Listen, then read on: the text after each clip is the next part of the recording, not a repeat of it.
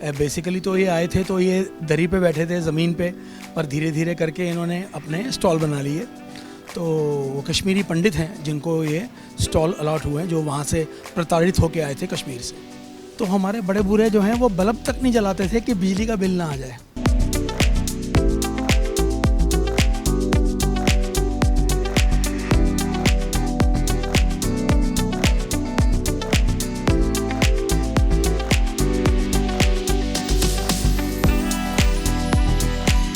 क्योंकि line change करना इतना आसान नहीं है। तो ठीक है, कस्टमर थोड़ा छट गया है, बट गया है। जहाँ डेफिनेटली मासेस ज़्यादा होंगी, दुकानें ज़्यादा होंगी, फुटफॉल डेफिनेटली वहीं होगा। ऑलमोस्ट 200 स्क्वायर फीट की सारी दुकानें हैं यहाँ पे। नमस्कार, मैं सचिन कुमार और आप देख रहे हैं सौगन टीवी। दिल्ली में एक ऐसी भी मार्केट है जो सीपी के जस्ट सामने है, शंकर मार्केट। इसका हिस्ट्री क्या है, कितनी पुरानी मार्केट है ये, क्या क्या मिलता है यहाँ। हमारे साथ एक अंकल हैं, उनसे हम जानेंगे, क्योंकि हिस्ट्री इतनी पुरानी है यहाँ की, जानना ज़रूरी है। क्योंकि बताया जाता है ये आज़ादी के बाद जस्ट बना हुआ है ये मार्केट। आइए जानते हैं हम कुछ, क्या कितनी पुरानी है ये मार्केट। मेरा नाम परवीन खुराना है और मैं यहाँ पे 3rd जनरेशन हूँ जो कि वर्किंग कर रहा हूँ। ये दुकान मेरे दादाजी को अलॉट हुई थी 1956 में, जो कि पाकिस्तान से जब रिफ्यूजी आए थे तो उनको ये मार्केट, रिफ्यूजियों को ये मार्केट दी गई थी। ये रिफ्यूजी पहले बैठे थे इरविन रोड पे, फिर ये मार्केट उनको अलॉट हुई, उनसे कुछ नॉमिनल चार्ज लिया गया और उनको ये दुकानें दी गई। तो मेरे दादाजी ने ये दुकान खोली, फिर मेरे पिताजी आए और अब मैं यहाँ पे इस काम को संभाल रहा हूँ। लोग ये भी कह रहे थे कि यहाँ कश्मीरियों के लिए भी कुछ अलॉट हुआ था। कश्मीरियों के लिए ये सामने कश्मीरी पंडित हैं, वो इनको स्टॉल्स वगैरह अलॉट हुए थे। बेसिकली तो ये आए थे तो ये दरी पे बैठे थे ज़मीन पे, पर धीरे धीरे करके इन्होंने अपने स्टॉल बना लिए। तो वो कश्मीरी पंडित हैं जिनको ये स्टॉल अलॉट हुए हैं, जो वहाँ से प्रताड़ित होकर आए थे कश्मीर से। अगर ईयर पता करें तो कितना ईयर हो गया है लगभग अप्रोक्स, या किस ईयर में स्टार्ट हुआ? ये मार्केट जो थी 1956 में स्टार्ट हुई है। और उस वक़्त आप यकीन माने कि घर के बर्तन बेच के और जेवर बेच करके ये दुकानें हमारे जो दादा वगैरह बाप दादा हैं उन्होंने ख़रीदी थी। और आप मानेंगे नहीं कि हमारी दुकान के अंदर एक बल्ब होता था, तो हमारे बड़े बूढ़े जो हैं वो बल्ब तक नहीं जलाते थे कि बिजली का बिल ना आ जाए। और वो पुरानी दिल्ली में रहा करते थे, तो उसमें वो यहाँ से पैदल जाते थे कि टांगे के भी 2 आने जो हैं वो बच जाएं और वो अपनी फैमिली का भरण पोषण कर सकें। पहले इस मार्केट में पहले भी कपड़े ही मिलते थे? पहले भी कपड़े ही मिलते थे। ये मार्केट शुरू से ही कपड़े की ही मार्केट रही है।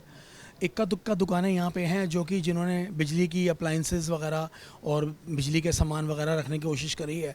बाकी यूजुअली और रेडीमेड गारमेंट्स हैं बच्चों के।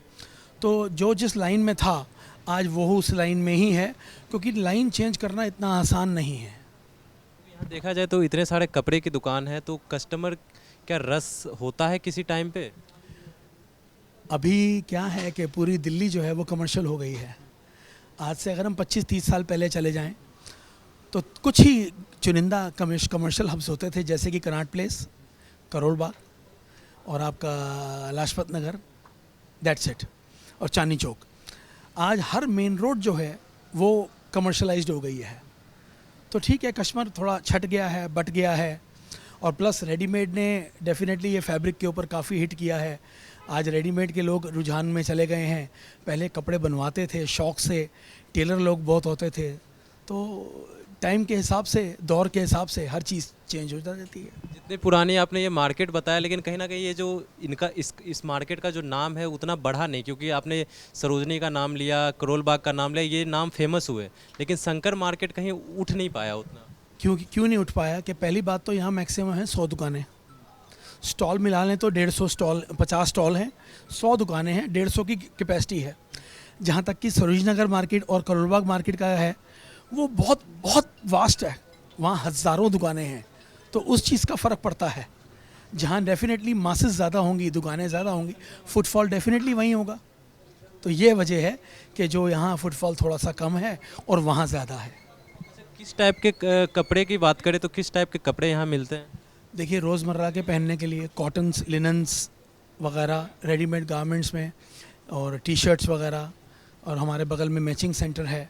मैचिंग सेंटर में दूर दूर से लोग आते हैं और काफ़ी अच्छा काम है। तो ठीक है, दाल रोटी चल रही है। मतलब कहा जाए तो A to Z कपड़े का सामान मिल जाता है, शादी हो जाए या किसी भी फंक्शन का ले ले सारा कुछ। बिल्कुल A to Z आपको सारा सामान मिलेगा और उसके अंदर आपको मतलब कि रोज़मर्रा का सामान, पार्टी वेयर का सामान, हर चीज़ जो है वो यहाँ पे अवेलेबल होती है।